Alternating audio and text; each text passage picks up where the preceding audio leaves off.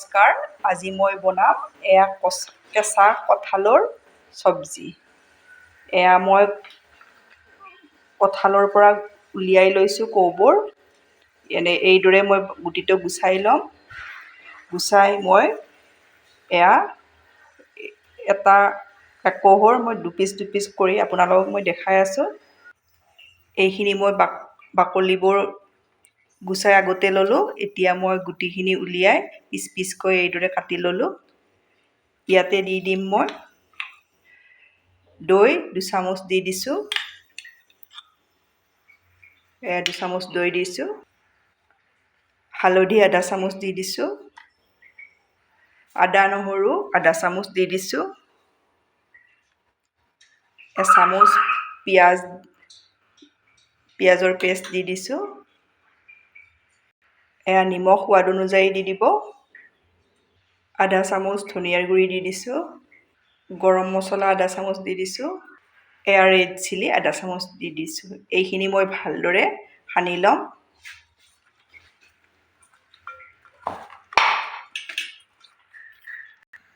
এইখিনি মই ভালদৰে মেৰিনেট কৰি ল'লোঁ। 20 মিনিট সময়ৰ কাৰণে মই ঢাকনিৰে ঢাকি থৈ দিম। এয়া মই কেৰাহী এখন গেছত উঠাই দিছোঁ।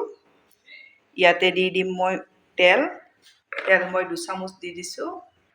এয়া তেলখিনি গৰম হৈছে। ইয়াতে মই দি দিম 2 খিলা তেজপাত, জিৰা, ডালচেনি সৰু এটুকুৰা দি দিছোঁ, 2টা লং দি দিছোঁ আৰু এয়া কেঁচা জলকীয়া মানে পকা জলকীয়া গছৰ পৰা আনি দি দিছোঁ। এইখিনি মই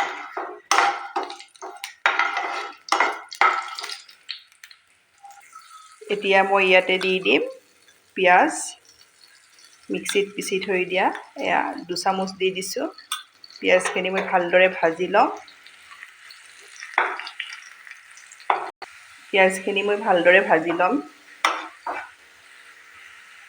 এয়া মই পিঁয়াজখিনি ভালদৰে ভাজি ল'লোঁ। ইয়াতে দি দিম মই 1/2 চামুচ আদা নহৰু মিক্সিত পিচি লোৱা। এইখিনিও মই ভালদৰে পিঁয়াজৰ লগত ভাজি ল'ম। ইয়াতে মই অলপ হিং দি দিছোঁ। থাকিলে দিব, নাথাকিলে নিদিলেও কথা নাই।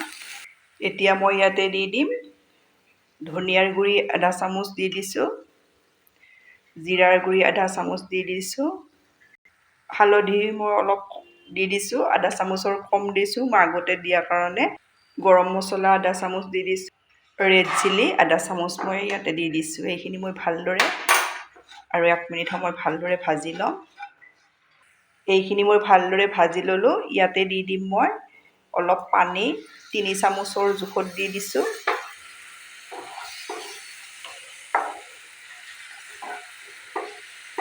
মছলাখিনি আৰু ভালদৰে ভাজি লোৱাৰ কাৰণে ইয়াতে দি দিম মই 1 চামুচ টমেটো চচ।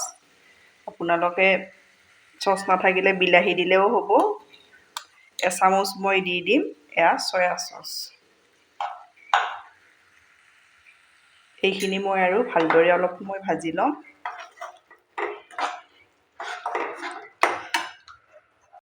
এয়া গোটেই মছলাখিনি মই ভালদৰে ভাজি ল'লোঁ। ইয়াতে দি দিম মই 2টা আলু সৰু সৰুকৈ কাটি থৈ দিছিলোঁ। 2 মিনিট সময় আলুখিনি মই ভাজি ল'ম। এয়া মছলাখিনি ভালদৰে ভাজি লওঁতে দেখিছেনে কেৰাহীত তেল ওলাব ধৰিছে। এইখিনিতে মই আলুখিনিও 2 মিনিট সময় ভাজি ল'লোঁ। ইয়াতে দি দিম কেঁচা কঁঠালখিনি। এইখিনি মই ভালদৰে লাৰি ল'ম। এইখিনি মই মছলাৰ সৈতে ভালদৰে লাৰি ল'লোঁ। আপোনালোকৰ ওচৰত যদি কোনোবাটো মছলা নাথাকে নিদিলেও একো কথা নাই। এতিয়া মই ঢাকনিৰে ঢাকি এইখিনি ভালদৰে ভাজি ল'ম। গেছৰ ফ্লেমটো মই মিডিয়ামত ৰাখিছোঁ। মই মাজে মাজে ঢাকনি গুচাই লাৰি থাকিম। আপোনালোকে মোৰ ভিডিঅ' চাই ভাল পালে প্লিজ লাইক, কমেণ্ট আৰু ছাবস্ক্ৰাইব কৰি দিব। ফেমিলিৰ লগত শ্বেয়াৰ কৰিব। এইদৰে চব্জিটো বনাই খাব। মাংস খোৱাৰ সমানে টেষ্ট পাব। এইদৰে লাৰি থাকিম। আকৌ ঢাকনিৰে ঢাকি দিম। এয়া ঢাকনি গুচাই আকৌ লাৰি দিম। ভালদৰে ভাজি ল'ব লাগিব।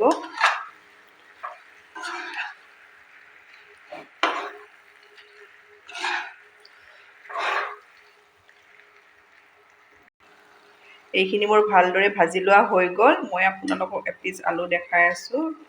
এয়া দেখিছেনে? সিজি গৈছে। এইদৰে ভালদৰে ভাজি ল'ব। এতিয়া মই ইয়াতে দি দিম 2 গিলাচ গৰম পানী। মই ইয়াতে থৈ দিছিলোঁ, এই গৰম পানীখিনি দি দিছোঁ।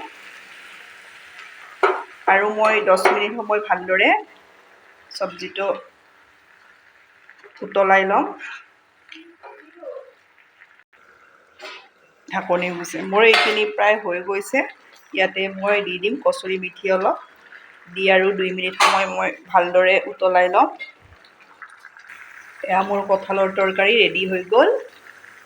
ধন্যবাদ আপোনালোকে মোৰ ভিডিঅ'টো শেষলৈ চোৱাৰ বাবে।